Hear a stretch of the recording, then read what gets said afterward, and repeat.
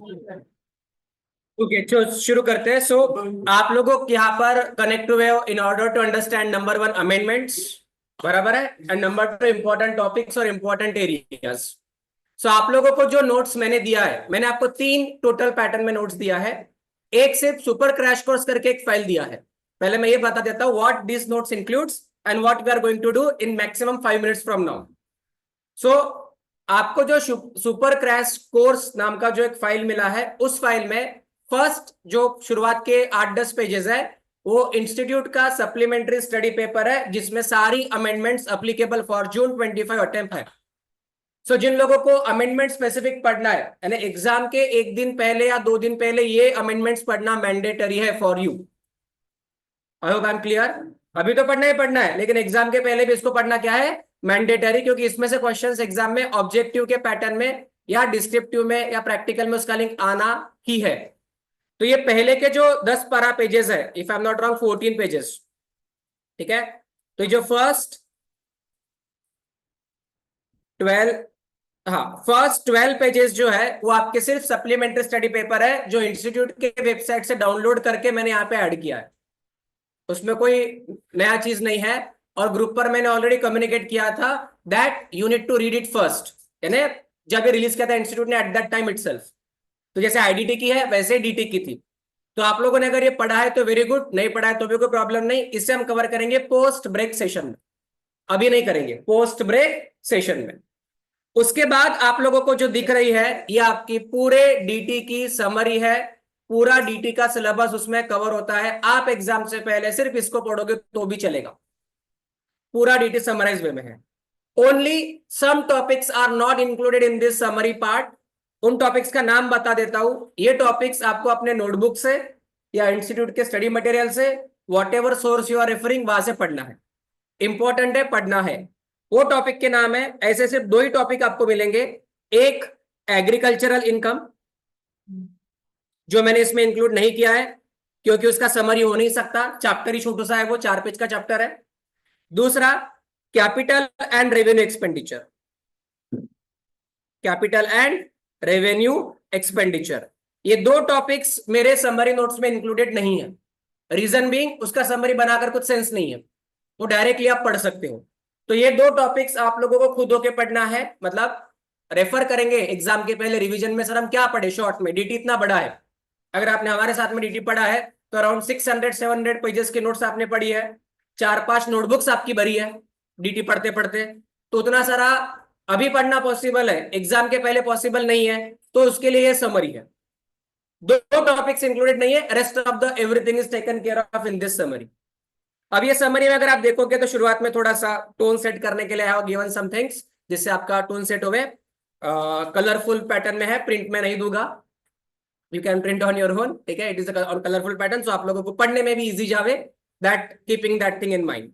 Now अब ये जो शुरुआत का अपना बेसिक्स है, क्या क्या आपको पढ़ना है, उसके बाद में सब्जेक्ट के लिए आपको क्या स्ट्रेटेजी फॉलो करनी है। सर हम क्या स्ट्रेटेजी फॉलो करें, वो भी आपके पास में इधर ही है, read it. End of the lecture में आपको स्पेसिफिक स्ट्रेटेजीज भी दूंगा। हम जो कवर करने वाले, आपको इंडेक्स सामने मिल रहा है, ठीक है। जैसे बेसिक कंसेप्ट है, first chapter residential status, second salaries, third फिर income from house property, PGBP, capital gain, income from other sources, 5 heads हो गए आपके। Clubbing of income, set off carry forward of losses, deduction, TDS, TCS, advance tax, return of income and self assessment और computation of tax liability. आपका पूरा syllabus इधर है summarise way में। Chapter के पेज नंबर्स भी है। If you read this much that will be enough to you. I hope I am clear, ठीक है। मैं यहाँ पे पूरे चैप्टर्स तो कवर नहीं कर सकता लिमिटेड टाइम में, you guys are very well aware with this fact, ठीक है। अनलाइक आईडीटी में एक लेक्चर में या 2 लेक्चर में हम लोग बहुत सारा कवर कर सकते हैं, क्योंकि थियरी पैटर्न और छोटा सिलेबस, डीटी में पॉसिबल नहीं है। तो कवरेज कैसा रहेगा आपको मैं बता देता हूं। Coverage will be based upon my understanding of the institute, how the exams are conducted. मेरा अंडरस्टैंडिंग के हिसाब से मैं आपको कवरेज दूंगा। So I will cover some topics और सम एरियाज जो इंश्योर करेंगे एटलीस्ट 25 to 30 मार्क्स का आपके एग्जाम में जो कंटेंट आने वाला अपन यहां पे कर दे रहे। समझ में आ गया? हाँ ना, ठीक है। फिर वो चैप्टर छोटा है या बड़ा है उससे मुझे कोई फर्क नहीं पड़ता। आप लोगों में से कई लोगों की ऐसे दिली इच्छा होगी कि सर पीजीबीपी करवा दो, राइट। मैं करवा सकता हूं, लेकिन अगर पीजीपीपी को स्टार्ट किया ना तो 5-6 घंटे अकेला पीजीपीपी खाएगा, जिससे आपको मार्क्स मिलने वाले उतने 8 या 9 मार्क्स। बट वो 5-6 घंटे में अगर मैं कोई दूसरे 2 टॉपिक्स करा दूंगा तो हो जाएंगे आपके 16 मार्क्स या 12 मार्क्स। मेरे लिए फायदा उधर है। So I will go by that way. So make it very much clear. I hope I am clear. एक ही है। दूसरा, मैंने आपको 2 फाइल्स दी है जिसमें इन्हीं सारे चैप्टर्स के क्वेश्चंस अलोंग विथ आंसर्स है। Questions along with answers. वो जो 2 फाइल्स है उसमें क्वेश्चंस है और आंसर्स है चैप्टर वाइज। ठीक है। एग्जाम के पहले सर हम कौन से क्वेश्चंस रिवाइज करें, ये भी आपका क्वेश्चन रहता है। छोटे क्वेश्चंस रिवाइज करें, बड़े क्वेश्चंस रिवाइज करें। एग्जाम के पहले वो वाले क्वेश्चन और आंसर रिवाइज करो जो मैंने आपको अभी दिए। समझ में आ गया। तो कोई चैप्टर अगर आप पढ़ रहे हो, let us say example you are studying house property. House property chapter को इसमें से रिवाइज कर लिया। नोटबुक पढ़ना है तो नोटबुक पढ़ लिया, what ever way you do. और उसके बाद मैंने जो क्वेश्चन आंसर्स भेजे उसमें के क्वेश्चन आंसर्स कर लिया, will be good to go. Provided आपने बैकअप में जो रेगुलर लेक्चर्स हो रहे हैं उसमें जितना जरूरी था उतना किया है। I hope I am clear. And if you feel आपको वैल्यू एडिशन करने के लिए और क्वेश्चंस चाहिए तो आपके नोटबुक में क्वेश्चंस है, आप वो प्रैक्टिस करो। समझा? हाँ ना। ठीक है। So now I will begin with, तो अभी मैं स्टार्ट करूंगा डायरेक्टली क्वेश्चन आंसर्स का पार्ट। जब आएगा तब मैं आपको क्वेश्चन आंसर्स भी दिखाऊंगा और हम क्लासरूम में अभी यहाँ पर बैठ के सॉल्व भी करेंगे क्वेश्चंस और आंसर्स। सो शुरुआत में हम शुरू करते हैं, तो आई होप इट इज क्लियर। हाँ ना। ठीक है। So let's move. So let's move further. So we are beginning with. So I'm not going to take the basic concepts and other things again. This is given for the purpose of your revision. बराबर है। तो जो चीजें simple है, easy है, मुझे दोबारा करवाने की जरूरत नहीं है। I will skip that particular content. I will directly move to the I will directly move to the main point. Some people are active in the chat box. Colorful dhokla, great. I understand this कि आपने मेरे lectures attend किए हैं। ठीक है। Let's move. ठीक है। So first thing first, slab rates अभी नहीं देखोगे हम लोग डायरेक्टली जाएंगे मेन पार्ट पर। जैसे हमारे whenever we study the tax, one common thing what we find, old tax regime and new tax regime दोनों अलग अलग है। बराबर ना। न्यू टैक्स रिजिम को ही आप बोलते हो it is a default tax regime. कुछ ऐसे एग्जेम्पशंस है या कुछ ऐसे डिडक्शंस है जो सिर्फ और सिर्फ ओल्ड टैक्स रिजिम में अवेलेबल है, न्यू टैक्स रिजिम में अवेलेबल नहीं है। So before we begin our content, हम लोग एक जगह पर पूरा लिस्ट देख लेंगे कि ऐसे कौन से एग्जेम्पशंस है या ऐसे कौन से डिडक्शंस है जो सिर्फ और सिर्फ ओल्ड टैक्स रिजिम में अवेलेबल है, न्यू टैक्स रिजिम में अवेलेबल नहीं है। सो उसे एक लिस्ट को हम एक बार एक जगह पर देख लेंगे and then we will start with the first topic. Now तो जो हमारा कंसेशनल टैक्स रेट्स है under default tax regime, section 115 BAC, इसी रिजिम को आप लोग कहते हो, this regime itself is known as new tax regime. Am I right? Right. अगर आप न्यू टैक्स रिजिम में हो, इसी को बोलते हैं डिफॉल्ट टैक्स रिजिम। बराबर ना। New tax regime itself is known as what रे, क्या बोलते हैं इसको? Default tax regime. सो अगर क्वेश्चन साइलेंट है कि भाई कंप्यूट लेट अस से इनकम अंडर दैट सैलरीज, और उसने बोला नहीं है ओल्ड रिजिम या न्यू रिजिम, तो हम बाय डिफॉल्ट कौन सा रिजिम फॉलो करेंगे? न्यू रिजिम, यानी कि डिफॉल्ट टैक्स रिजिम। इस रिजिम में एग्जेम्पशंस डिडक्शंस कम मिलेंगे बट टैक्स का रेट भी छोटा रहेगा। बराबर है। सो अगर आप डिफॉल्ट टैक्स रिजिम यानी कि कंसेशनल रेट्स ऑफ टैक्स के रिजिम में अगर आप जा रहे हो, if you are going into the default tax regime और कंसेशनल टैक्स रिजिम में अगर आप जा रहे हो, just a second,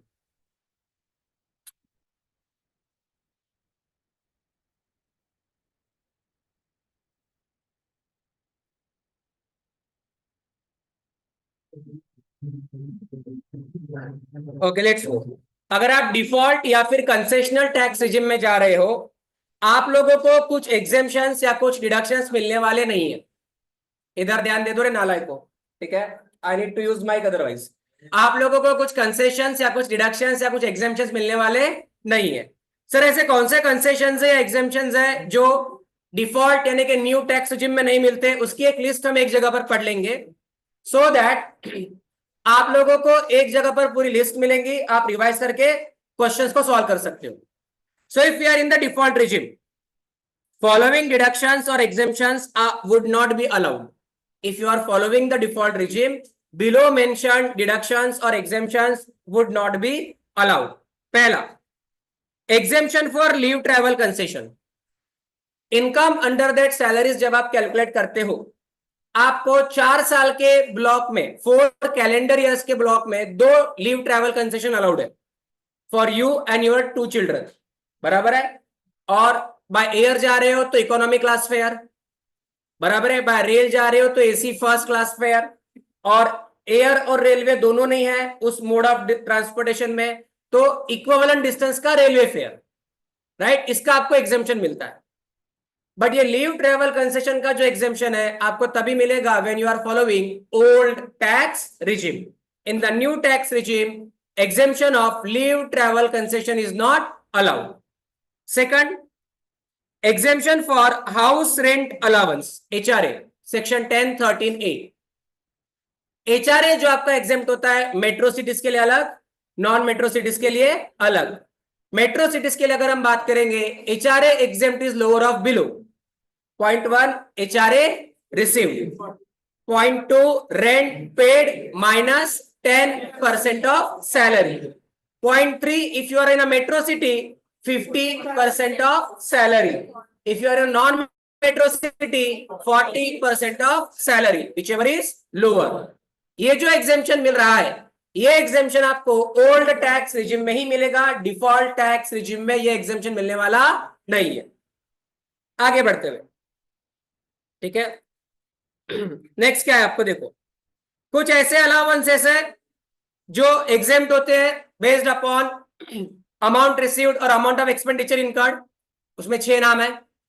some allowances are exempt based upon amount received and statutory limit, जैसे कि children education allowance 100 per month per child, subject to maximum how many child, 2 child, बराबर है। So children education allowance, children hostel allowance और other allowances, इनमें से there are only 4 allowances. How many allowances? There are only 4 allowances जिसका आपको exemption under default as well as new tax regime दोनों में मिलता है। सर वो 4 अलाउंसेस कौन से हैं, उनके नाम पहले हम लोग पढ़ लेते हैं।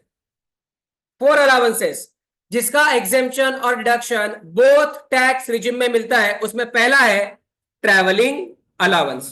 पहला कौन सा है? Travelling allowance. ट्रैवलिंग अलाउंस का एग्जेम्पशन आपको मिलता है for travel done for the official work. Second है डेली अलाउंस, कौन सा अलाउंस रहे?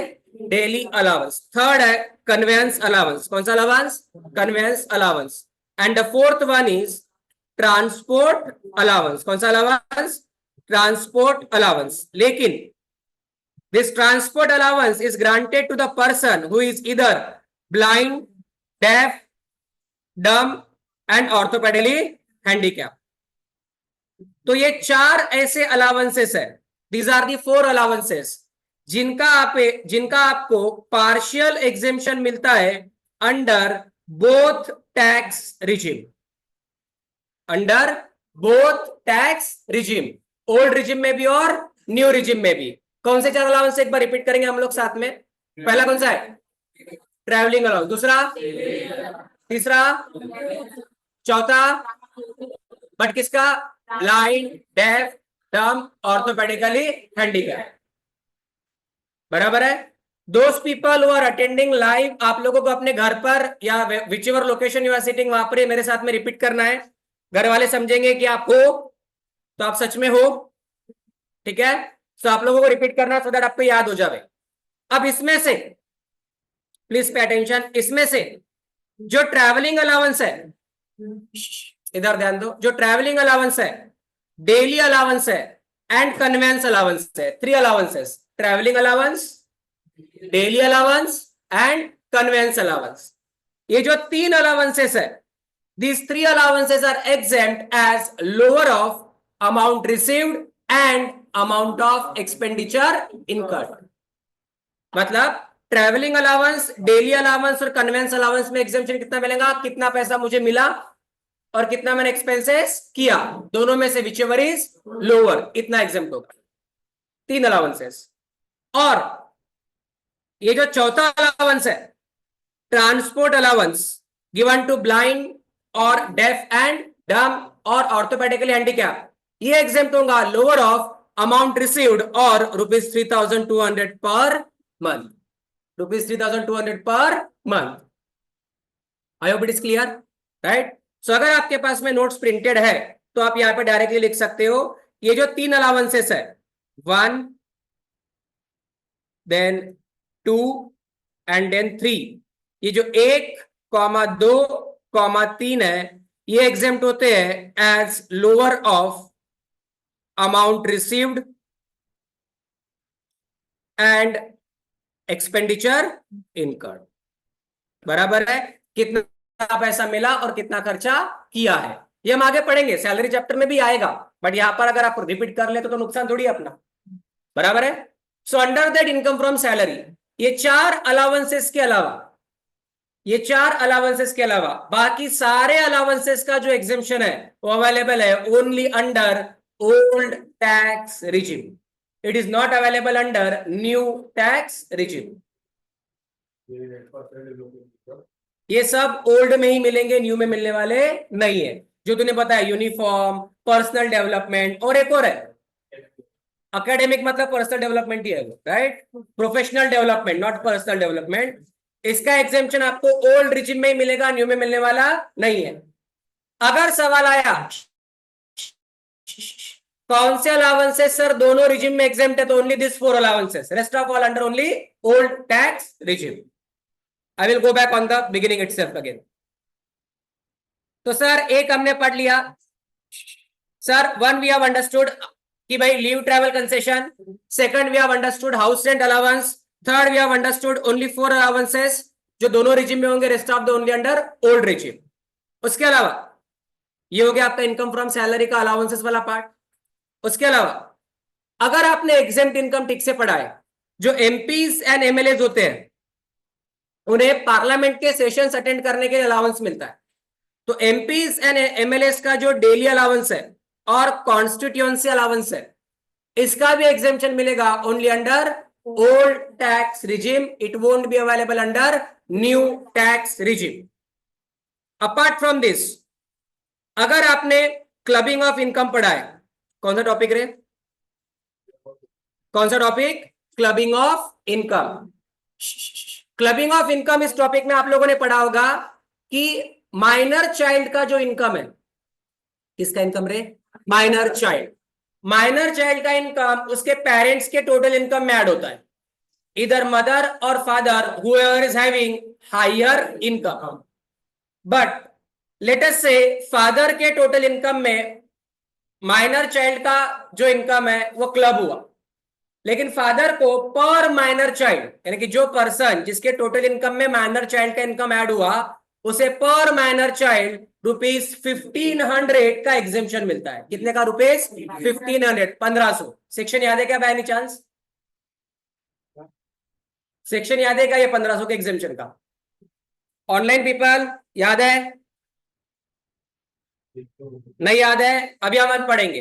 तो पर माइनर चाइल्ड 1500 रुपए का एग्जेम्पशन जो मिलता है, ये एग्जेम्पशन भी अवेलेबल है only under old tax regime. कौन से रिजिम में available, only under old tax regime.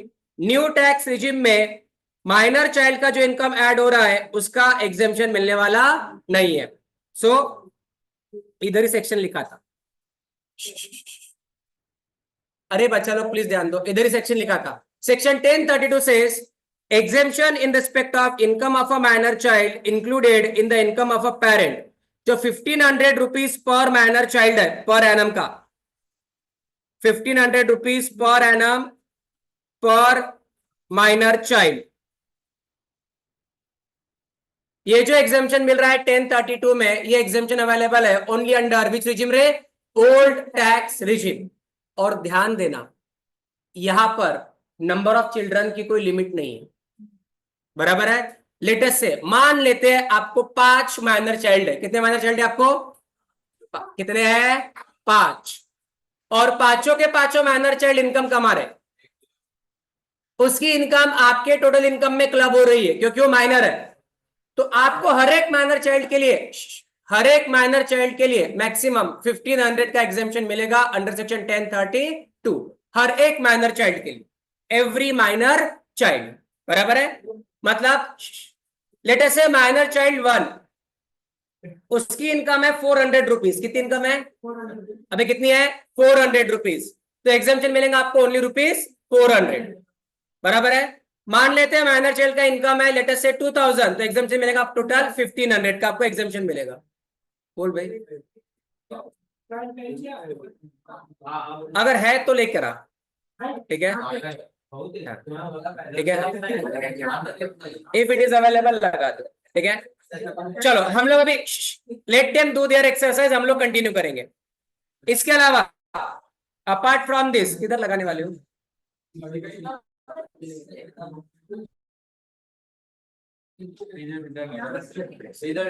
तो अभी नेक्स्ट हमारा जो ये है कि भाई if you are special economic zone होगा, चलो होगा, if you are a special economic zone, आप लोगों को टैक्स हॉलीडे मिलता है 5 इयर्स के लिए, नो टैक्स लायबल, 10 इयर्स के लिए नो टैक्स लायबल। वो जो टैक्स हॉलीडे है, ये टैक्स हॉलीडे भी आपको मिलेगा only under old tax regime but not under new tax regime.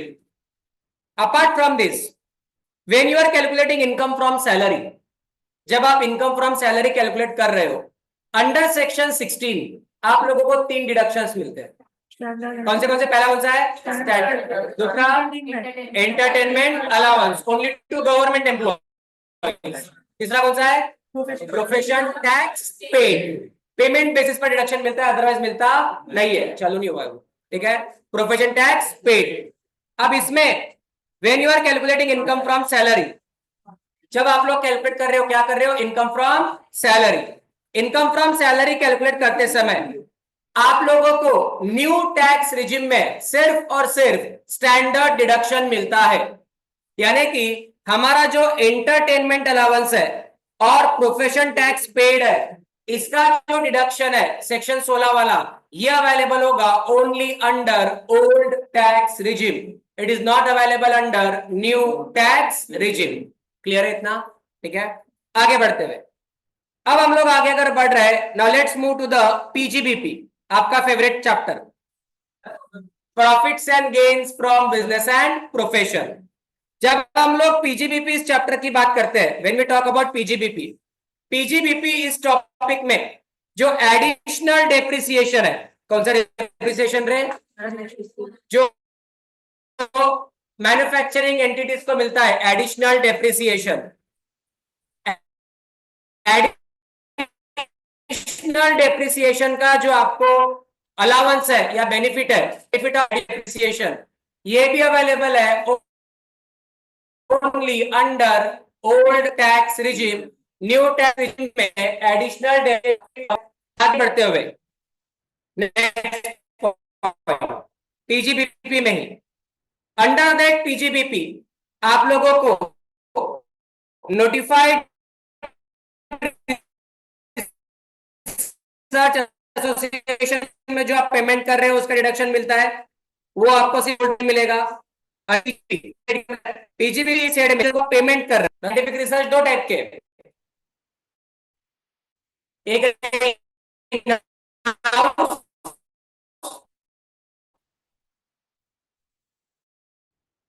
आप कंपनी में खुद रिसर्च कर रहे हो और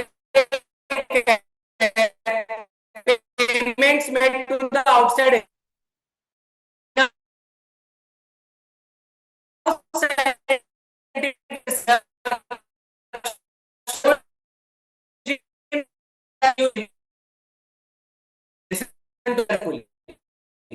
in-house scientific reduction is okay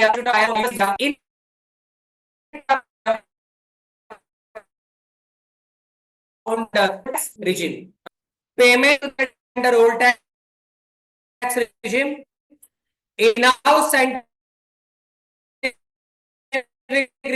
research expenditure, deduction is available under both tax rates.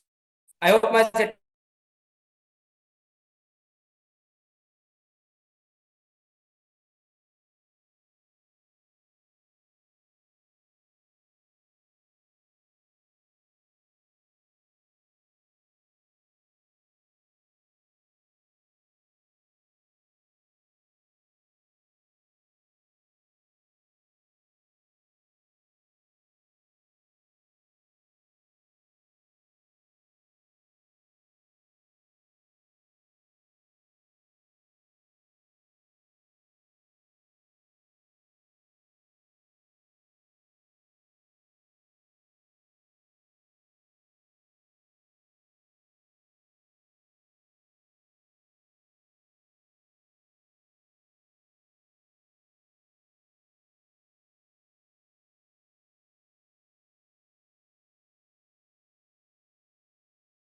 Break हो रहा है, डोंट वरी, मैं यहाँ पे सेकंड इंटरनेट भी ऑन कर रहा हूँ सो दैट कनेक्टिविटी रहे प्रॉपर।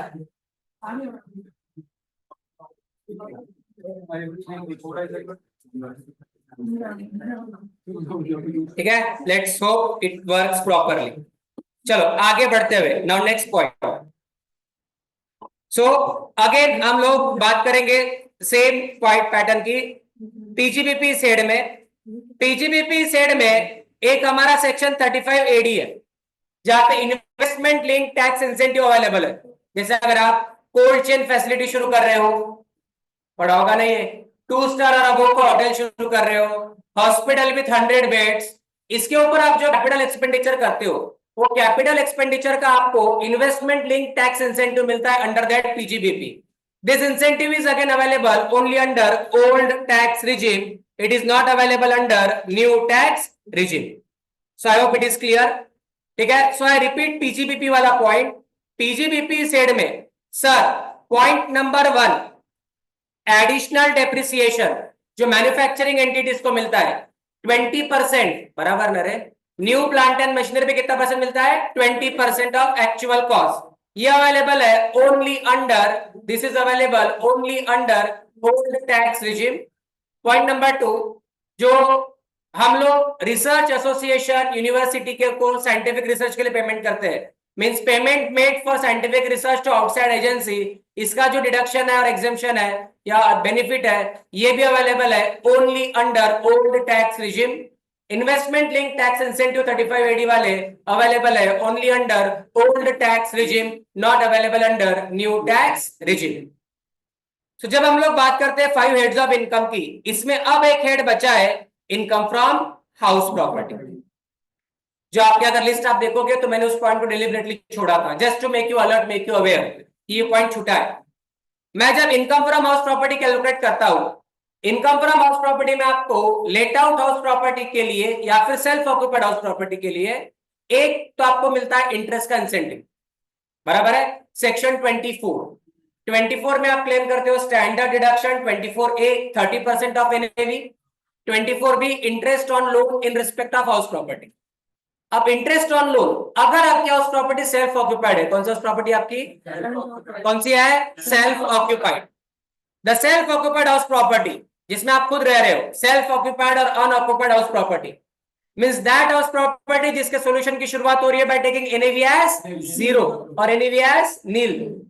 आप नील एनएवी से स्टार्ट कर रहे हो, तो सेल्फ ऑक्यूपाइड हाउस प्रॉपर्टी में इंटरेस्ट का जो डिडक्शन है 24B में, ये डिडक्शन अवेलेबल है only under old tax regime. New tax regime में सेल्फ ऑक्यूपाइड हाउस प्रॉपर्टी पे इंटरेस्ट का डिडक्शन मिलता नहीं है। I hope I am clear. Old regime interest का डिडक्शन मिलेगा मैक्सिमम ₹2 लाख और रुपीस कितना रे? 30,000। सर 2 लाख क्लेम करने के लिए प्राइमरी 3 कंडीशंस है। एक, कंस्ट्रक्शन शुड बिगिन और लोन शुड बी ऑन और आफ्टर, कौन सा डेट है? 1 अप्रैल 1999। Loan should be taken for the purpose of purchase construction of house property, not for repairs renewal reconstruction. Repair renewal reconstruction के लिए कितना मिलेगा? 30,000। 1 अप्रैल 99 के पहले लोन लिया हाउस प्रॉपर्टी सेल्फ ऑक्यूपाइड तो कितना मिलेगा 30,000। I hope I am clear. बाकी 5 साल में कंस्ट्रक्शन वगैरह होना चाहिए, चिंटू पिंटू कंडीशंस आर देयर। बराबर है। लेट आउट के लिए कोई लिमिट नहीं है, लेट आउट के लिए कोई लिमिट नहीं है। आगे बढ़ते हुए तो आपके 5 हेड्स हो गए। सो हमें पता है कि सर ओल्ड रिजिम और न्यू रिजिम का डिफरेंस के लिए we have to be careful for the purpose of income from salary, income from house property and PGPP. बाकी कैपिटल गेन और अदर सोर्स में ज्यादा डिफरेंसेस नहीं है। I hope my statements are clear. Salary, house property and PGPP. हम लोगों ने जब पढ़ा था तब हम लोगों ने इंडिपेंडेंट प्रोविजन में ओल्ड रिजिम न्यू रिजिम साथ में पढ़ा था और क्वेश्चंस भी अलग अलग किए थे। ओल्ड रिजिम में आया तो ऐसे कैलकुलेशन होंगे, न्यू रिजिम में आया तो अदरवाइज कैलकुलेशन होंगे। तो वो क्वेश्चंस आप लोगों ने किए हैं, इसलिए ये आपको एब्जॉर्ब करना इजी जाएगा। एक जगह पे सर समरी चाहिए हमको, ये समरी अवेलेबल है। आई हैव टोल्ड यू कि आपको क्रैश कोर्स के समय मिलेगा। This is what you have. आगे बढ़ते हुए अब हम लोग आगे बढ़ते हैं चैप्टर 6A के डिडक्शंस। चैप्टर 6A के डिडक्शन। अब यहां पे याद क्या रखना, चैप्टर 6A के जो डिडक्शंस है ये अवेलेबल है only under old tax regime, eighty C से लेके एटीयू, एटीसी से लेके एटीयू ये अवेलेबल है only under old tax regime. लेकिन देयर आर सम डिडक्शंस जो अवेलेबल है under old as well as new tax regime. कौन से वो देखो, employer's contribution towards NPS under section 80CC-D2 National Pension Scheme, उसमें एम्प्लॉयर का contribution old regime as well as new regime. Central government contribution towards Agnipath scheme 80CC-H2 old regime as well as new regime. और employment of new employees under section 80JJAA old regime as well as new regime. यानी ये वाले जो deductions है इनको छोड़कर बाकी के सारे आपका एटीसी रहने दो, एटीई रहने दो, एटीसीसी डी रहने दो, ऑल आर अवेलेबल, या एटीडी रहने दो, मेडिकल इंश्योरेंस बराबर है, डिसेबल डिपेंडेंट का deduction, all are available only under old tax regime. समझ में आ गया। तो कुछ चीजें ऐसी याद रखो जो आपको इजी करे, जैसे मैंने इधर क्या याद रखा, कौन से है जो दोनों में मिलते हैं, ताकि मेरे लिए इजी हो जाए लाइफ। बराबर है, ठीक है। आगे बढ़ते हुए मूविंग फर्दर, अब आगे अगर हम बढ़ रहे, next topic is set off and carry forward of losses.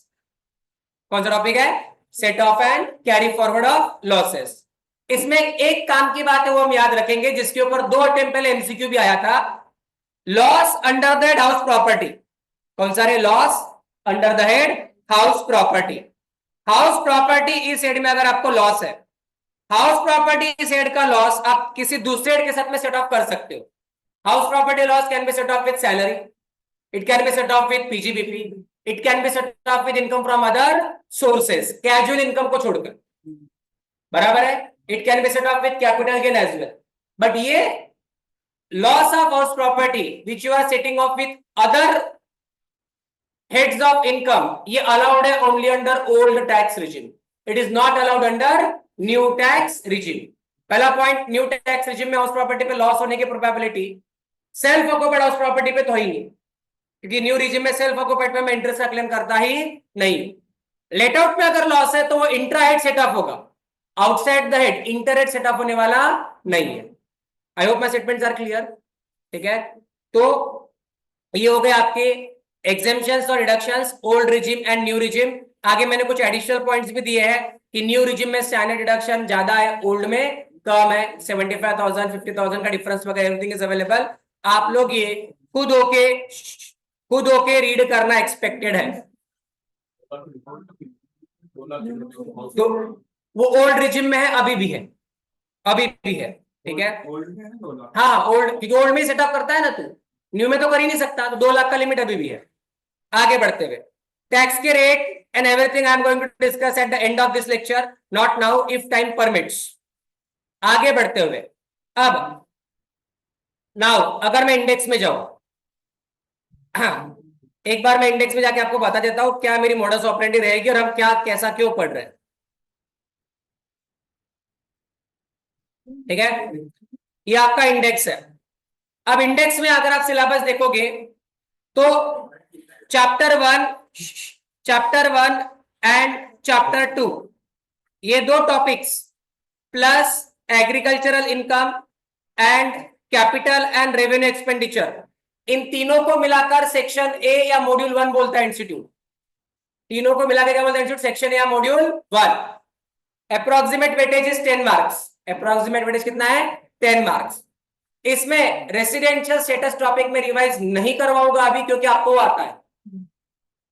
Residential status topic अभी रिवाइज नहीं करूंगा क्योंकि आपको वो ऑलरेडी आता है। You are very well aware with this, क्योंकि फर्स्ट टॉपिक होता है, बड़े दिल से करते हो आप, और एग्जाम में भी आता है।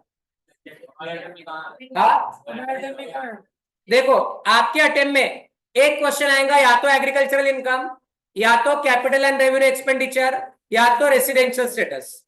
Most of the time residential status से आता है लास्ट अटेम्प्ट में, लेकिन कैपिटल एंड रेवेन्यू एक्सपेंडिचर वाला आया था, जो भी अगेन इजी था, जो भी क्या था? इजी था। तो रेसिडेंशियल स्टेटस से टॉपिक आप खुद रिवाइज करोगे, हम अभी नहीं देखने वाले, उसको टाइम परमिट करेंगे तो देखेंगे। उसके बाद 5 जो आपके हेड्स ऑफ इनकम है, 5 हेड्स ऑफ इनकम, इसके ऊपर 25 मार्क्स का ऑन पेपर वेटेज है। कितने मार्क्स का? 25 मार्क्स, बट एक्चुअल में आपको 35 मार्क्स का मिलेगा पेपर। हर हेड पे के ऊपर एक 7 मार्क का क्वेश्चन दिखता है। समझ में आ गया? अभी तक का एक्सपीरियंस है, इंस्टीट्यूट में चेंज इट। और उसके बाद रिमेनिंग एरिया, अब इसमें से मैं जो अभी टॉपिक शुरू करने वाला हूं, the topic which I am going to begin now is set off and carry forward of losses. मैं कौन सा शुरू कर रहा हूं? Set off and carry forward of losses. Reason, आप लोग ये जनरली रिवाइज करते करते थक जाते हो, ठीक है, और यहां तक पहुंचते नहीं हो, और एग्जाम में इस पे 7 मार्क का क्वेश्चन आ जाता है। So my modus operandi is very simple. जो चैप्टर्स आपने बहुत अच्छे से किए, मैं जानता है आपने कौन से चैप्टर्स अच्छे से किए होंगे, रेसिडेंशियल, सैलरी, हाउस प्रॉपर्टी, बराबर है। फिर चालू आया एक वो दौर, जाने देते हैं। सो प्लीज ध्यान दो, क्लबिंग ऑफ इनकम, इधर ध्यान दे, clubbing of income, set off carry forward of losses, दोनों में से एक टॉपिक पे प्रैक्टिकल एग्जाम में आता है। उसमें से हम लोग अभी शुरू कर रहे हैं set off and carry forward of losses. Page number 88 पर है ये। पेज नंबर कौन सा? 88। निकालो वो पेज, हम लोग शुरू करते हैं।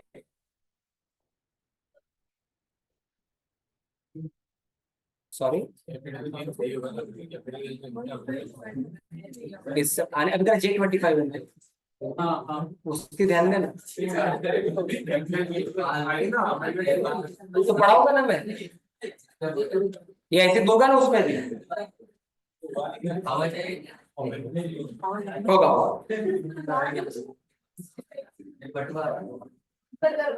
चलो, so I am at page number 88, ठीक है। 87 पे क्लबिंग ऑफ इनकम, 88 पे है set off and carry forward of losses. जो लोग बात कर रहे हैं प्लीज नहीं करो, डांटने नहीं लगाओ, ठीक है। चलो, पेज नंबर 88 पे हो मैं, आप देख सकते हो। हम लोग पढ़ने वाले set off and carry forward of losses. अब मोडस ऑपरेंडी विल बी, पहले मैं रिवाइज करवाऊंगा, फिर हम लोग क्वेश्चंस करेंगे, बराबर है। Revision plus question, without question only provision पढ़ने से कोई फायदा है नहीं आप, बराबर है। चलो अब इधर ध्यान दो, जब मैं set off and carry forward of losses की बात करता हूं, generally clubbing of income, set off and carry forward of losses, deductions from total income, इन तीनों चैप्टर्स पे आपको एमसीक्यूज और एक प्रैक्टिकल क्वेश्चन मिलेगा। क्या मिलेगा? MCQ plus 1 practical question. Practical question generally set of में से आता है, तो मैं उससे टारगेट कर रहा हूं फर्स्ट, ठीक है। फिर अपन पढ़ेंगे क्लबिंग, ताकि ये दो एरियाज अगर मेरे हो जाएंगे तो मैं श्योर हूं आपके 10 मार्क फ्रीज हो गए। समझ में आ गया मेरा? ठीक है, सेट ऑफ, क्लबिंग, ये दो चैप्टर्स अगर मैं कर लूं, मैं एश्योर्ड हूं आपके 10 मार्क फ्रीज है। किस्मत तुम्हारी खराब है, मैं भी जानता है, तुम भी जानता है, तो कम से कम 7 मार्क फ्रीज है, 7 मार्क्स मिनिमम। Good deal? हाँ ना? ठीक है। Online people, how many of you have revised this chapter, set of and carry forward of losses? Please write down yes. Offline people, please raise your hand. ये chapter किसने revise किया है? Set off and carry forward of losses, एक दो few people, ठीक है। चलो online में फ्यू आंसर्स आर देयर, ठीक है, यस वाले और नो वाले दोनों है, ठीक है, कोई नहीं। So we are going to revise this now.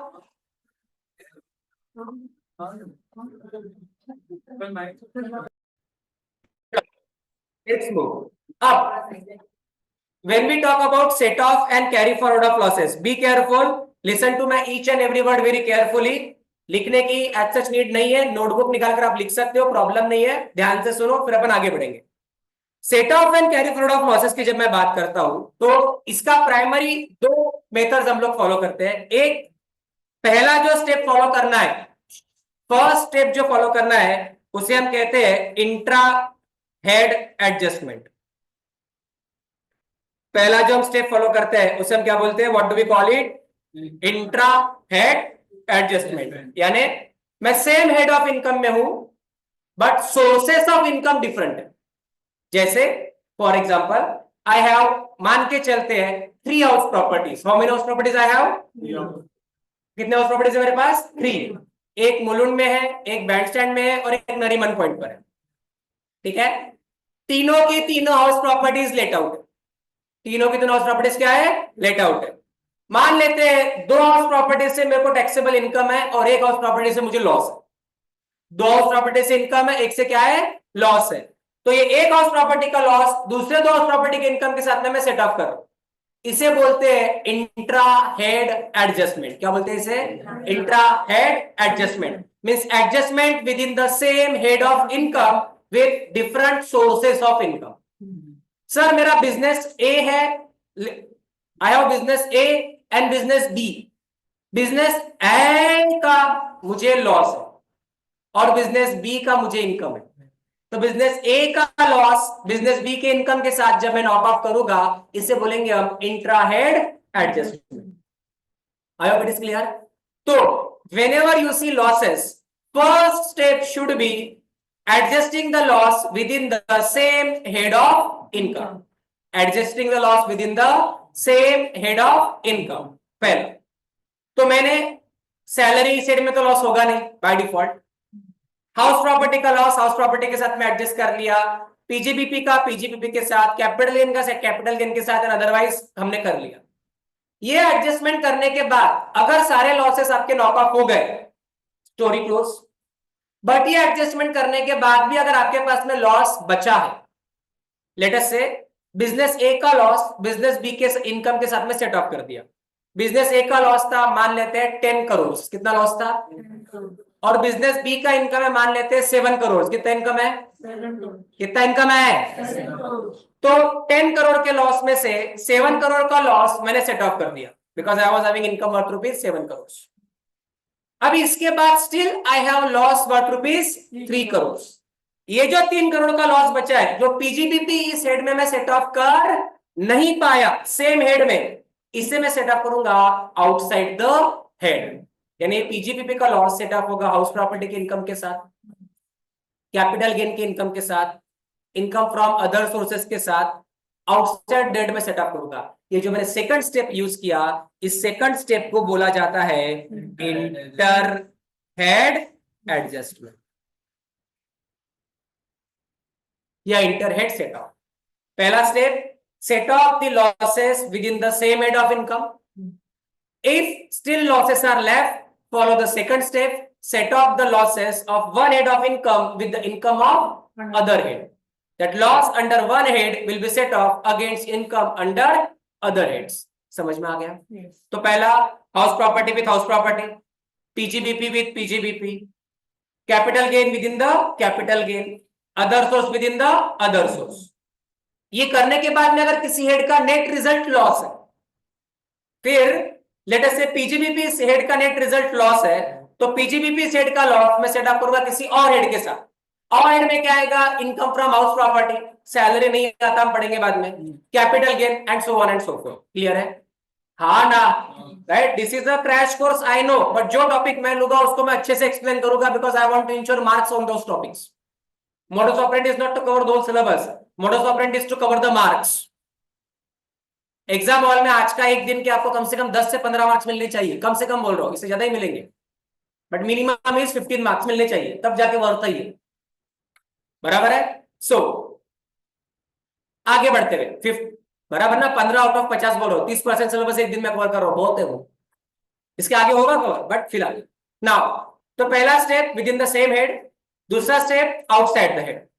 अब ये होने के बाद, ये होने के बाद अब अगर आपके पास में still if you have a loss, फिर भी अगर आपके पास में लॉस है, आप लॉस मेकिंग एंटिटी ही हो, तो बचा हुआ जो लॉस है, हो ना, बचा हुआ जो लॉस है, इसे हम कहेंगे स्टेप 3 क्या होगा, कैरी फॉरवर्ड। ये करंट ईयर का लॉस कैरी फॉरवर्ड करोगे आप नेक्स्ट ईयर में, आया ना, राइट। तो आपको क्या क्या पता होना, एक ये पता होना इंट्रा हेड एडजस्टमेंट के रूल्स, बराबर है। दूसरा ये पता होना इंटर हेड एडजस्टमेंट्स के रूल्स। तीसरा आपको ये पता होना carry forward how many number of years के लिए होता है, carry forward how many number of years के लिए होते हैं, एमसीक्यू के लिए। और एक और पॉइंट पता चाहिए, fourth point, brought forward loss के सेट ऑफ के रूल्स। ब्रॉट फॉरवर्ड लॉस मतलब क्या, सर ये जो कैरी फॉरवर्ड लॉस है करंट ईयर का, करंट ईयर का जो कैरी फॉरवर्ड लॉस है नेक्स्ट ईयर का क्या बनेगा, ब्रॉट फॉरवर्ड लॉस, उसके रूल्स बताओ। I hope I am clear, yes no yes, ठीक है। Online people am I clear, please reply in the chat box. चलो let's move now the step by step आगे बढ़ते हैं। पहला point, set off and carry forward of losses under, यहाँ पे regime कौन सा पढ़ रहा हूं मैं, देखो कौन सा रिजिम है ये, कौन सा है, कौन सा रिजिम है, default tax regime, that is new regime, बराबर है। Now I am teaching you और I am reexplaining rules of set off losses as per the new tax regime.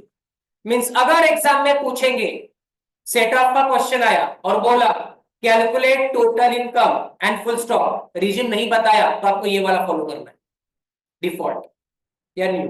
Question में स्पेसिफिकली आया that assessee is under the new regime या default regime, को भी यही follow करना है। I hope it is clear, हाँ ना, चोरी क्लियर है। एक बात आपको बताता हूँ, लास्ट अटेम्प्ट में, उसके पहले वाले अटेम्प्ट में इंस्टीट्यूट ने क्या पूछा था, assessee is not following old regime,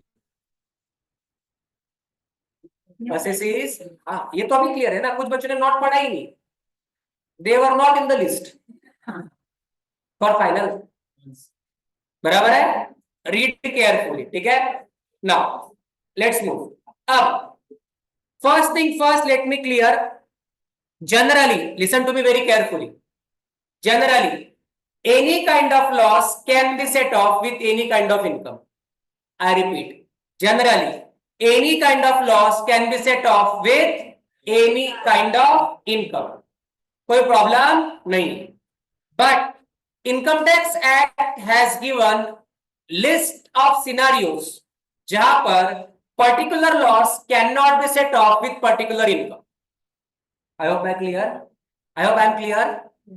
general rule क्या है, कोई भी लॉस किसी भी इनकम के साथ में आप सेट ऑफ कर सकते हो, any kind of loss can be set off with any kind of income.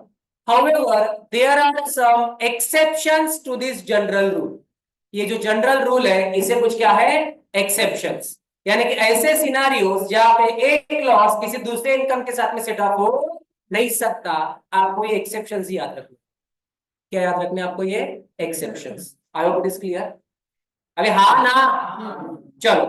तो as per the default tax regime, सबसे पहले हम लोग पढ़ने वाले हैं स्टेप 1। सबसे पहले हम लोग क्या पढ़ने वाले हैं, step 1, inter source set off losses, यानी कि इसी को हम बोलते हैं इंट्रा हेड, इसी को हम क्या बोलते हैं, इंट्रा हेड। क्या बोला यहां पे, ध्यान से देखो, read it carefully what we have said, what we are trying to explain here. Inter source set off losses under the same head of income, मेरा हेड ऑफ इनकम सेम है, house property तो house property, but sources are different. House property 1 is one source, house property 2 is another source, within the same head. Step 1, पहला point जो हमने कहा था, same head of income में आप किसी भी हेड के साथ में कोई भी लॉस सेट ऑफ कर सकते हो, but there are some exceptions, there are some exceptions. अब एक्सेप्शंस क्या है, आप लोग इधर ध्यान दो। पहला पॉइंट आपको ध्यान देना है, first point, loss of a speculative business. कौन सा लॉस है? लॉस ऑफ अ, कौन सा लॉस है? Loss of a speculative business. Loss of a speculative business can be set off only against income from speculative business. I hope I am clear. Abhi yes, no. Loss from a speculative business can be set off only against income from speculative business. I hope it is clear. Ha na. Repeat with me. Speculative business loss can be set off only against speculative business income. Bolo. Can be set off only against speculative business income. Clear है? पहला point. Point number 2, long term capital loss can be set off only against long term capital gain. Repeat with me. क्या बोला हमने?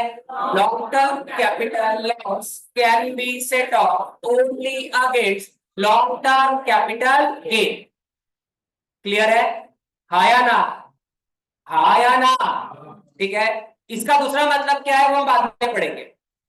Let's move. Third point, loss under the head activity of owning and maintaining resources can be set off only against income from activity of owning and maintaining resources. I repeat, मेरे साथ में repeat करो, loss from activity of owning and maintaining resources can be set off only against income from activity of owning and maintaining resources. Clear है? मतलब sir under the head PGBP, ये जो loss आएगा ये आएगा अंडर द हेड कौन सा head रे? PGBP. Under the head PGBP speculation business loss can be set off only against income from speculation business. I hope I am clear. हाँ ना? Non-speculation business loss can be set off with the income of non-speculation business as well as speculation business. Clear है ये? I repeat, speculation business loss can be set off only against income from speculation business. Non-speculation business loss can be set off with non-speculation as well as speculation business income. Second, under that capital gain, कौन सा है ये? Capital gain. Under that capital gain, long term capital loss can be set off only against long term capital gain, whereas short term capital loss, कौन सा loss रे?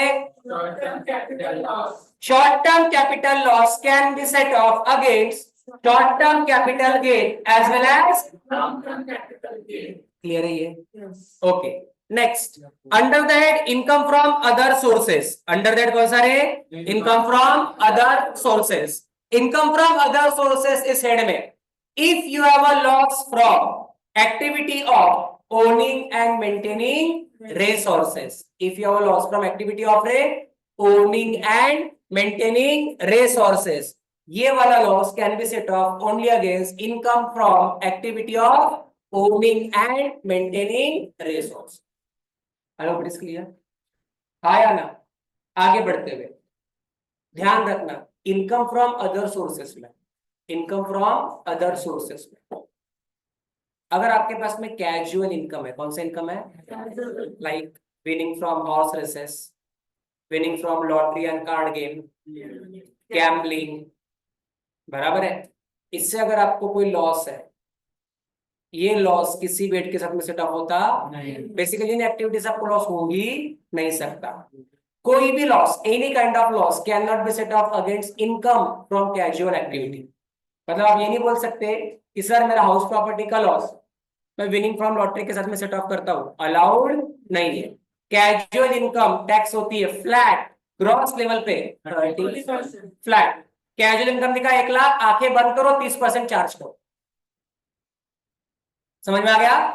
Casual income tax flat at the rate of 30%। कितना percent? 30% plus cess plus surcharge if any. I hope I am clear. इसके अलावा एक नाम यहां पर नहीं लिखा गया है जो आपको पता हो ना, specified business under section 35 AD. अगर आपका स्पेसिफाइड बिजनेस है अंडर सेक्शन 35 एडी, तो स्पेसिफाइड बिजनेस का लॉस भी सेट ऑफ हो सकता है only from income of specified business. I hope it is clear. अभी yes no. Now coming to the topic, एक बार फिर से मुझे रिपीट करो। Loss of a speculation business can be set off with income from speculation business. Long term capital loss can be set off with, but short term capital loss can be set off first with, as well as owning and maintaining resources can be set off only with owning and maintaining resources. I hope it is clear. Non speculation business loss can be set off with non speculation as well as clear है। ये हो गया मेरा पहला step within the same head adjustment, intra head adjustments. I hope I am clear. Okay. अब intra head adjustment होने के बाद अगर मेरे पास में लॉस बाकी है, if loss is still left, then I will move to the second step known as क्या रे, inter head adjustment. Inter head adjustment. अब पहला पॉइंट ध्यान रखना, इनकम अंडर दैट सैलरीज, इसमें कभी भी लॉस नहीं हो सकता। कॉमन सेंस बराबर है। तो सर हाउस प्रॉपर्टी सेड का लॉस, कैपिटल गेन सेड का लॉस, पीजीबीपी सेड का लॉस और इनकम फ्रॉम अदर सोर्सेस, इन चार हेड्स के लॉस हम किसी दूसरे हेड के साथ में सेट ऑफ कर रहे हैं। किसी दूसरे हेड के साथ में क्या कर रहे हैं, सेट ऑफ कर रहे हैं।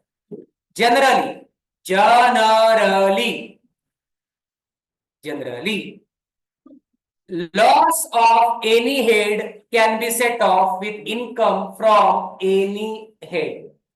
कोई भी हेड का लॉस किसी दूसरे हेड के इनकम के साथ में सेट ऑफ हो सकता है, but there are some exceptions जो आपको लर्न करना है। पहला एक्सेप्शंस क्या है, ध्यान दो, बहुत इंपॉर्टेंट है, जो मैंने पढ़ा जैसे मैं रिपीट भी किया था, इससे मैं ऑरेंज कलर से लिखूंगा। Loss under the head PGBP, loss under the head PGBP cannot be set off against income under the head cannot be set off against income under the head salary। मतलब क्या है sir, PGBP इस head में with in the same head adjustment करने के बाद अगर loss बचा तो loss under the PGBP can be set off with house property, it can be set off with capital gain, it can be set off with income from other sources, casual income को छोड़कर।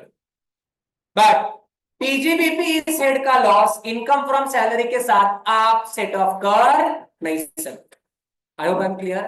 तो what we will repeat, loss of PGBP can not be set off with salary.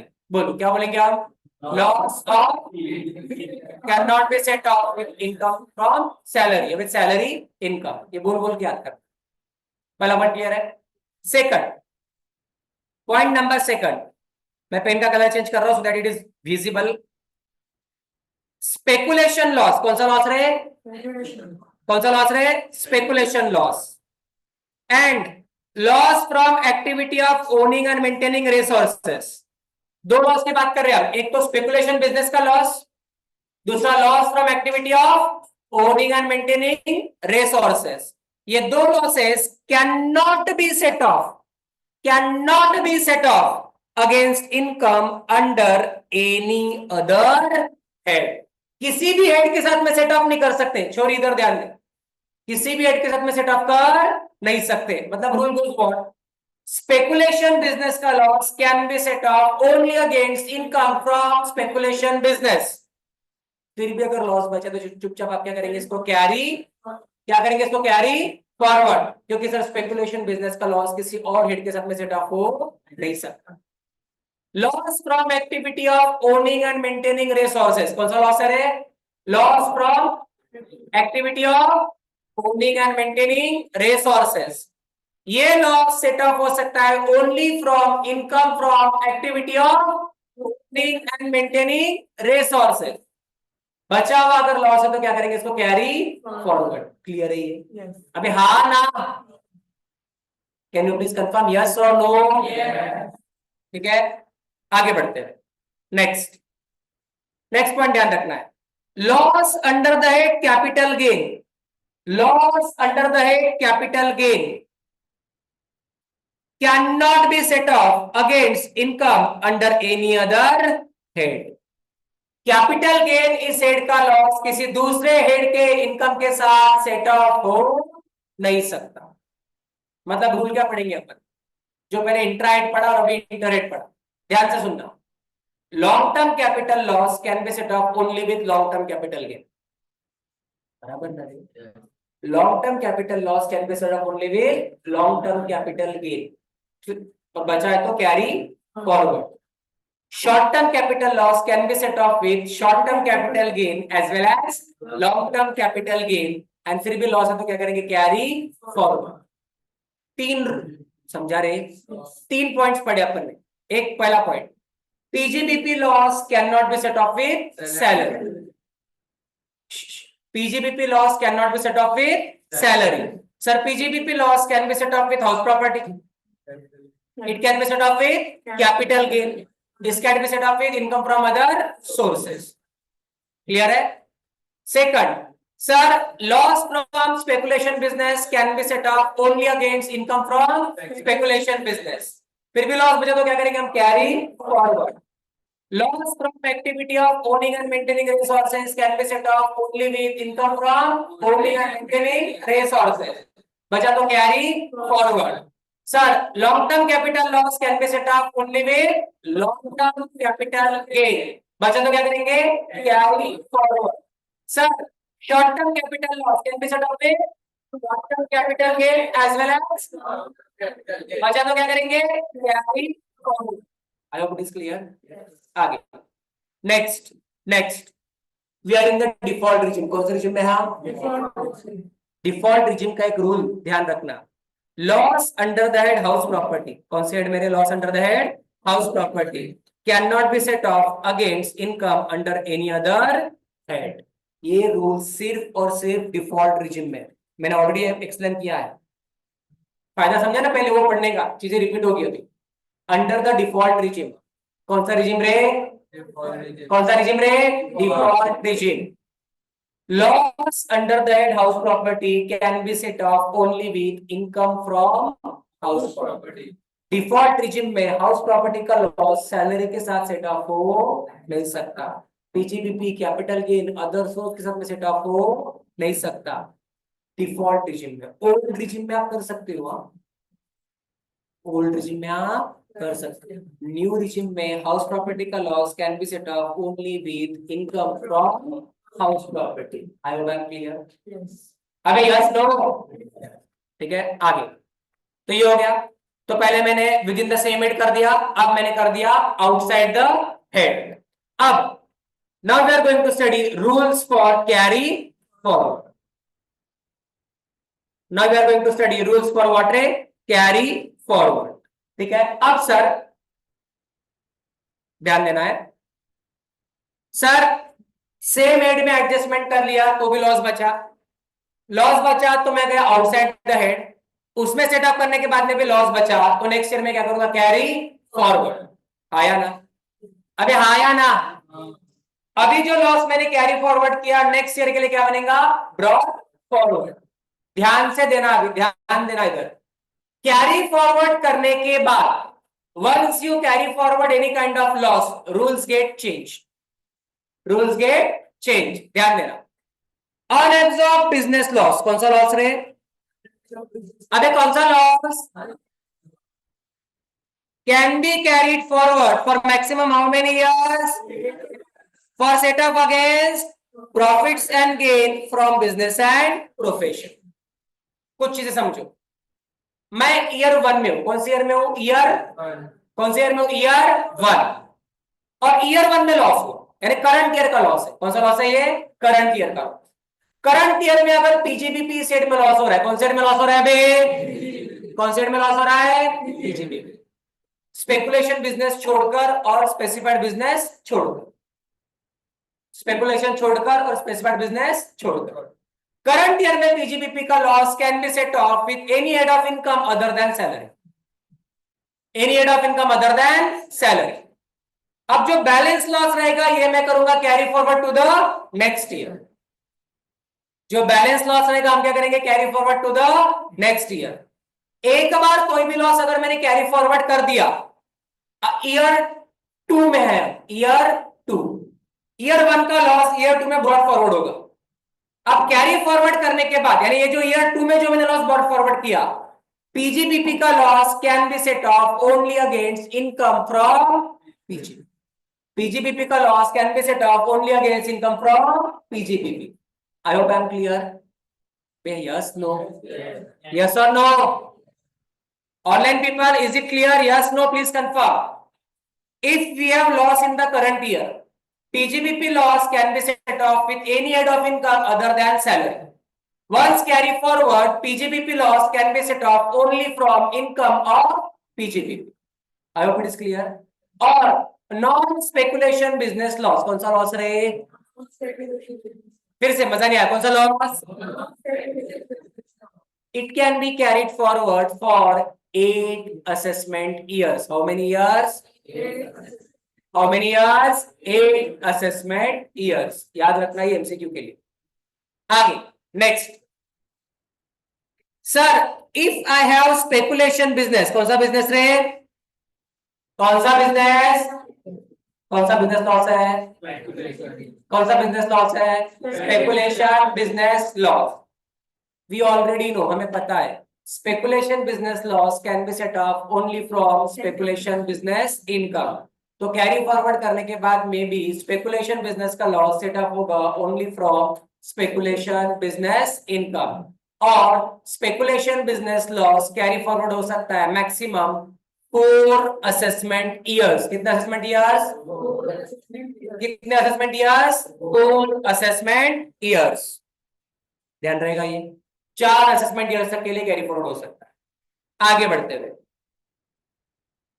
Long term capital loss, कौन सा loss रहे? कौन सा loss रहे? Long term capital loss can be set off only against income from long term capital gain. Long term capital loss long term capital gain के साथ में set off हो सकता है, और it can be carry forward for how many assessment years? 8 assessment years. How many assessment years रहे? 8 assessment years. Short term capital loss can be set off with short term capital gain as well as long term capital gain, and it can be carried forward for maximum how many years? Maximum how many years? 8 assessment years. आगे, unabsorbed loss from activity of owning and maintaining resources. कौन सी activity है रे? Owning and maintaining resources can be set off only against activity of owning and maintaining resources, and can be carried forward for how many years? 4 assessment years. How many years? 4 assessment years. I hope it is clear. अबे हाँ ना, यानी कि unabsorbed depreciation can be carried forward for unlimited years, infinite time. बराबर ना? Loss from a specified business can be carried forward for unlimited period, पर again वो new regime में ही है, सॉरी न्यू रिजिम में नहीं है, न्यू रिजिम में नहीं है, बराबर ना? अभी हम लोग यहाँ पे जो पढ़ रहे हैं, अभी हम लोग यहाँ पे जो पढ़ रहे हैं वो न्यू रिजिम पढ़ रहे हैं, समझा? अब जाएंगे हम लोग ओल्ड रिजिम। Let's move. हाँ बस, यहाँ पे कुछ पॉइंटर्स मैंने दिए आपके अंडरस्टैंडिंग के लिए, ध्यान से पढ़ो। क्या पॉइंटर्स दिए आपके समझने के लिए, ठीक है? What we have said, following brought forward losses or depreciation is not allowed to be set off while computing total income under default tax regime. Default tax regime में नीचे दिए गए लॉसेस सेट ऑफ होते नहीं है। पहला, loss from what रे? कौन सा लॉस है? लॉस फ्रॉम कौन सा प्रॉपर्टी है ये? Self occupied house property. Let out house property क्या रहे?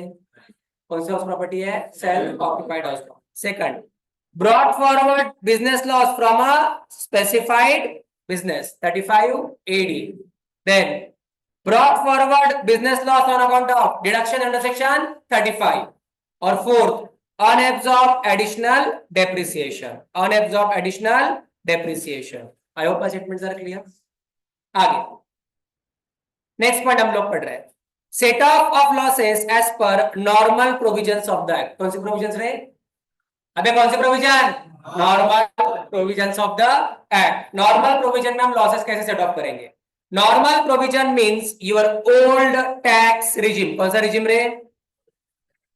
Means if the question says assessee wants to follow old tax regime or question says assessee is shifting out of default tax regime, मतलब हम बात करेंगे कौन से regime की? Old tax regime. Old tax regime में क्या है देखो, again step 1, rules are same. हमने ऑलरेडी कुछ चीजें पढ़ ली है, ठीक है. इंटर सोर्स सेट ऑफ, कौन सा सेट ऑफ है ये? Inter source. Same head of income different sources. Same head of income, different sources. पहला, again rule number 1. First rule. Let's try to understand. ठीक है. पहला rule. Loss from a speculative business can be set off only from income of a speculative business. मैं fast करूंगा अभी मैं. Second, long term capital loss can be set off only with long term capital gain. Loss from a specified business can be set off only with income from a specified business. Old regime में. और last में loss from activity of owning and maintaining resources can be set off only with income from owning and maintaining resources. अभी समझा रहे? Yes no yes? ठीक है. एक के नीचे एक देने का फायदा है, आपको समझ में आएगा डिफरेंस क्या है, डायरेक्टली वही के वही. आगे नेक्स्ट, इंटरहेड एडजस्टमेंट जब हम कर रहे हैं, अगेन रूल्स आर सेम. पहला rule, loss under that PGBP can not be set off with income from salary. PGBP loss can not be set off with income from salary. Speculation business loss, 35 AD business loss and activity of owning and maintaining business, maintaining horses for race can be set off only against income under the same head. Next, loss under the head capital gain can be set off only against income from capital gain. 4, loss from house property can be set off with any other head of income subject to maximum कितना rupees? अरे कितना maximum rupees? कितना maximum rupees? 2 lakh. तो sir हम क्या समझे, new regime में house property का लॉस किसी दूसरे हेड के साथ में सेट ऑफ हो नहीं सकता. ओल्ड रिजिम में सर हाउस प्रॉपर्टी का लॉस दूसरे हेड के साथ में सेट ऑफ हो सकता है बट मैक्सिमम रुपीस. ठीक है, ध्यान रखना. Next, carry forward of losses. Again unabsorbed business loss can be set off only against business income up to रुपये. बिजनेस लॉस आगे है, ठीक है. आप लोग क्वाइट रहोगे तो मैं अच्छे से करवा पाऊंगा. पहला point, unabsorbed loss from house property. Unabsorbed loss from house property can be set off only with income from house property and carry forward for how many years? 8 assessment years. Next, unabsorbed loss from normal business can be set off only with income from PGBP, यानी कि normal business, and can be carried forward for how many years? 8 assessment years. Next, loss from a speculation business. Loss from a speculation business can be set off only with income from a speculation business. Can be carried forward for how many years? 4 assessment years. आगे, loss under section 35 AD can be set off only with income from a specified business under section 35 AD. Carry forward for unlimited period without any limit. Long-term capital loss can be set off only with long-term capital gain and can be carried forward for 8 assessment years. Short-term capital loss can be set off with short-term capital gain as well as long-term capital gain and can be carried forward for 8 assessment years. Unabsorbed loss from activity of owning and maintaining resources can be set off only with the activity of owning and maintaining resources and can be carried forward for 4 assessment years. I hope it is clear. Yes, no, yes. ठीक है, आगे sir set of करने का order क्या रहना चाहिए? What should be the order of set of? सबसे पहले सेट ऑफ करो, क्या करो सेट ऑफ? क्या लिखा है, क्या करेंगे सेट ऑफ? सबसे पहले हम लोग करंट ईयर डेप्रिसिएशन, उसके बाद क्या सेट ऑफ करेंगे? Current year capital expenditure on scientific research and expenditure on family planning. उसके बाद क्या सेट ऑफ करेंगे? क्या करेंगे set of? Brought forward business loss. उसके बाद क्या सेट ऑफ करेंगे?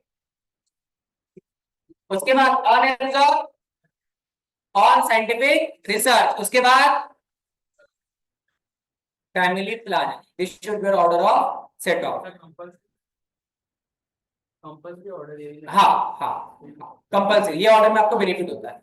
अब ध्यान रखना, अगर आपने set off and carry forward of losses chapter पढ़ा होगा तो आपको फायदा होगा, तो नुकसान होगा। अब ध्यान रखना, आप लोगों ने एक रूल पढ़ा होगा, लॉसेस को कैरी फॉरवर्ड अगर करना है, if you want to carry forward and set off the losses, it is mandatory that your return of income should be filed within the due date under section 139 subsection 1. Loss को अगर current year के loss को next year में carry forward करना है, current year's loss if you want to carry forward it to the next year, mandatory है आपका income tax return due date के अंदर जाना चाहिए 31 जुलाई, पता है ना, 31 अक्टूबर और 30 नवंबर। अगर ड्यू डेट में रिटर्न नहीं गया, ड्यू डेट में क्या नहीं गया? रिटर्न नहीं गया, तो देन आप लॉसेस को कैरी फॉरवर्ड या सेट ऑफ कर नहीं सकते। बट दो ऐसे लॉसेस है, कितने लॉसेस? दो। एक loss under the head house property and दूसरा अनएब्सॉर्ब डेप्रिसिएशन।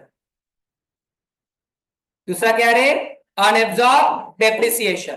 ये दो लॉसेस कैरी फॉरवर्ड आप कर सकते हो, दो लॉसेस आप कैरी फॉरवर्ड कर सकते हो इवन इफ आपने रिटर्न फाइल किया है after the due date.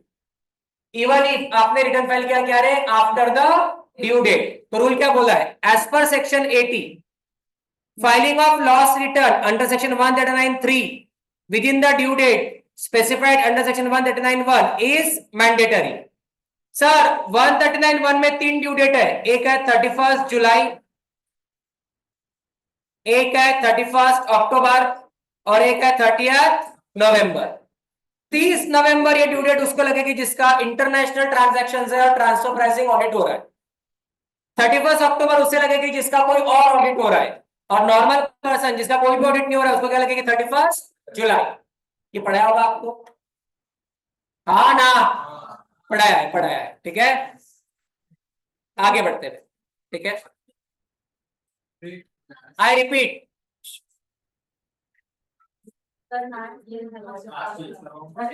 I repeat certain things. Point number 1,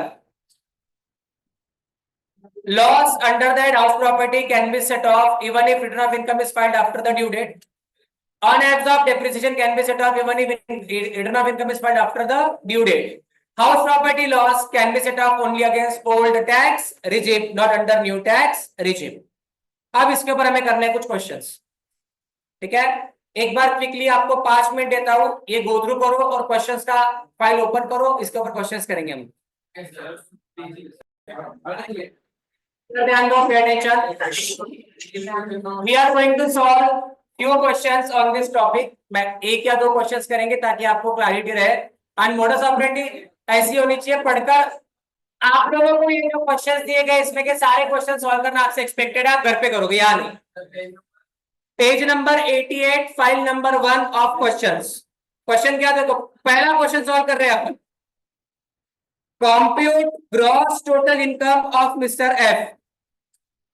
F का आपको क्या निकालना है? Gross total income for the AY 25-26 from the information given below. नीचे दिए गए इंफॉर्मेशन से आपको एफ का ग्रॉस टोटल इनकम निकालना है। क्या क्या इंफॉर्मेशन दिया है? Income from house property computed 1,25,000। Second, income from business before providing for depreciation 1,35,000. Third, Short term capital gain on sale of unlisted shares 56,000. Fourth, long term capital loss from sale of property, but this loss is brought forward from AY 24-25 90,000.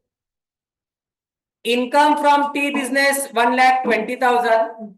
Dividend from Indian companies carrying on agricultural operation 80,000. Current year's depreciation 26,000.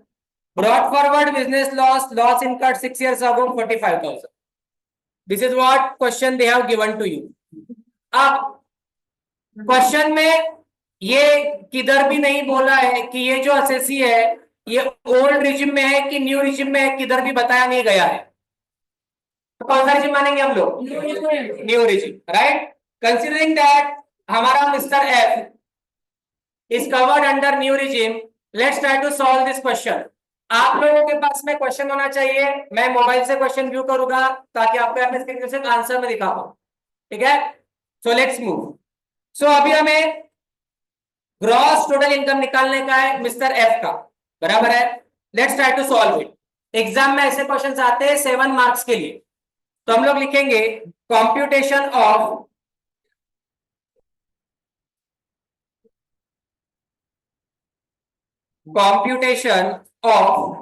Gross total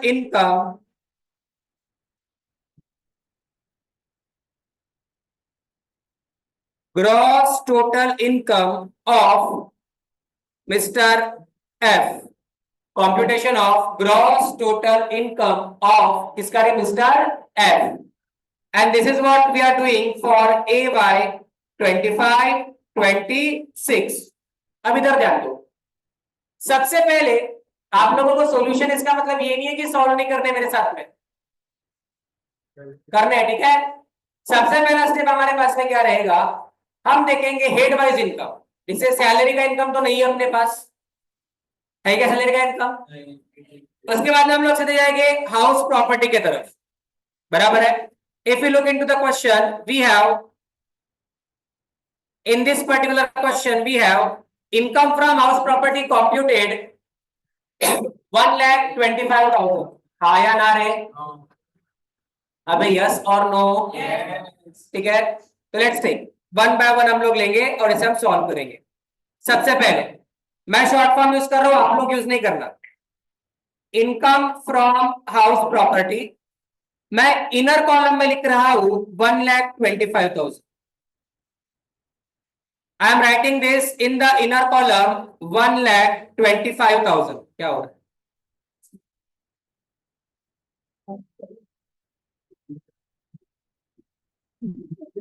ठीक है। अब sir इसे inner column में क्यों लिखा, क्योंकि मुझे नहीं पता कौन सा लॉस कितना सेट ऑफ होगा, आई डोंट नो, इसके लिए उसको लिख दिया।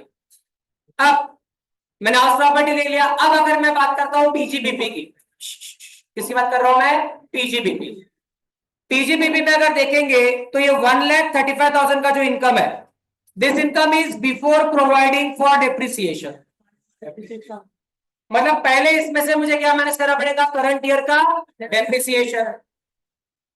Current year's depreciation as given in the question, it is ₹26,000। तो first step will be take this income 1,35,000 which is without allowing depreciation, इसमें से अलाउ करेंगे करंट ईयर का डेप्रिसिएशन कितना रहेगा? 26,000। तो मेरा पीजीबीपी का इनकम आएगा, जो भी आना है वो आएगा। अब इसके बाद अगर आप ठीक से देखते हो, आपका पीजीबीपी में एक और इनकम है, किधर है? Income from T business. कितना इनकम है? 1 लाख। अब मुझे एक बात बताओ, टी, कॉफी, रबर, टी में एग्रीकल्चरल इनकम अलग होता है, नॉन एग्रीकल्चरल इनकम अलग होता है। कॉफी में agricultural income different, non agricultural income is different, and coffee is of 2 type. बराबर है? बराबर है, हाँ ठीक है। और देन रबर में अलग। तो टी बिजनेस में, टी वाले धंधे में बिजनेस इनकम कितना % होता है? 40% is business income, 40% is business income. तो यहां पर जो यहां पर टी बिजनेस दिख रहा है आपको 1 लाख, सॉरी कितना है? 80,000 बराबर ना। इसका हमें कितना लेने का है? सिर्फ और सिर्फ 40। कितना लेने का है? सिर्फ और सिर्फ 40%। कितना लेने का है? सिर्फ और सिर्फ 40%। आया ना? Let's try to do it. So sorry, 120 है क्या? तो मैंने मार्किंग गलत किया। 120 का 40% लेने का, माय मिस्टेक। पसीने पे ध्यान जाता था। ठीक है, 120 का कितना लेने का है? 40%। 120 का कितना लेने का है? 40%। Let's move. ठीक है, आगे बढ़ते हैं। तो एक बार पीजीबीपी वाला आइटम खत्म कर लेते हैं, फिर आगे बढ़ेंगे। तो लेट्स राइट। अब यहां पर सेकंड पार्ट है मेरा पीजीबीपी। सेकंड पार्ट क्या है मेरा? PGBP, profits and gains from business and profession. अब पीजीबीपी जेड में सबसे पहले, प्लीज बातें नहीं करो इधर।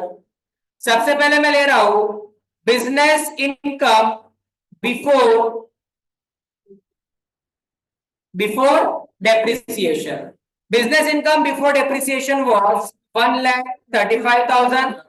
हमने देखा था ये। माइनस इसमें से क्या करेंगे हम लोग? डेप्रिसिएशन 26,000। कितना आएगा आउटर में? 1,09,000 बराबर है 1,09,000। उसके बाद हम लोग लेंगे सेकंड मेरा टी बिजनेस का इनकम। कौन सा बिजनेस का इनकम? T business. और सर टी बिजनेस में जो इनकम आएगी वो आएगी ओनली 40%। यानी कि 1,20,000 का जो इनकम दिया है क्वेश्चन में, इसका हम कितना लेंगे? 40%। कितना करे वो? Sir it is going to be 48,000।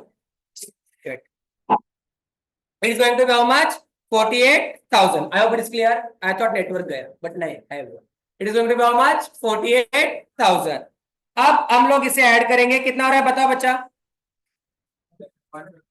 1,57,000। ये हो गया। मैं सेम ईयर में जो ब्रॉड फॉरवर्ड लॉस है अभी तक उसको सेट ऑफ किया नहीं है, उसको बाद में करेंगे, वो नेक्स्ट स्टेप है मेरा। आगे बढ़ते हुए इधर ध्यान दो प्लीज। Next step. अब सर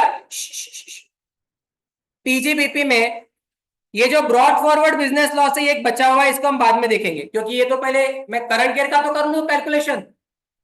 आया ना? करंट ईयर के कैलकुलेशन के बाद में brought forward and carry forward का खेल होगा। बट पहला स्टेप क्या है? तो calculate income of the current year.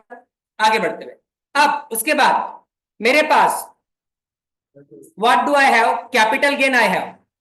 Short term capital gain on sale of unlisted shares 56,000. Now let's take it. Capital gain. Next part we are going to take capital gain.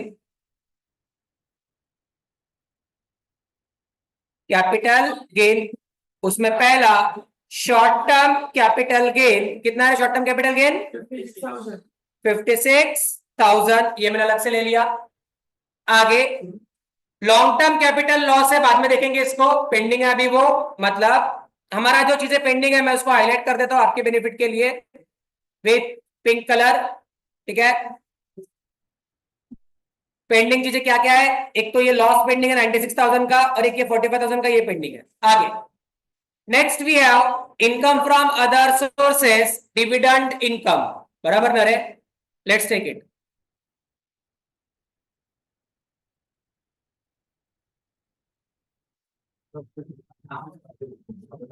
So we have income from other sources, उसमें a dividend income. Dividend income कितना है अपना? 80,000। अब यहां तक हम लोग पहुंच गए। डिविडेंड इनकम कितना अपना? 80,000। यहां तक हम लोग पहुंच गए। अब जरा देखते हैं पोजीशन क्या है। Now what do I have in this particular question? Number one, I have long term capital loss 90,000। आया ना? जरा मुझे एक बात बताओ, क्या लॉन्ग टर्म कैपिटल लॉस किसी और लॉस के साथ में सेट ऑफ हो सकता है? यस और नो? तो ये लॉन्ग टर्म कैपिटल लॉस जो है, जो किसी और रेट के साथ में सेट ऑफ नहीं हो सकता है, इसे हम सिंपली करेंगे कैरी फॉरवर्ड। छोड़ दिया इसको, तो ये होने वाला है सर कैरी फॉरवर्ड। बराबर है? उसको मतलब लॉन्ग टर्म कैपिटल लॉस। उसके बाद नेक्स्ट है you have brought forward business loss. कौन सा लॉस है रे? Brought forward business loss. अब एक बार लॉस अगर मैं कैरी फॉरवर्ड कर दूं, business loss can be set off only against income from another business. आया ना? मतलब ये 45,000 का लॉस किसी दूसरे बिजनेस इनकम के साथ में सेट ऑफ हो सकता है। And in my question I have business income worth rupees 1,57,000, therefore I will write here less हम लोग करेंगे सेट ऑफ ब्रॉट फॉरवर्ड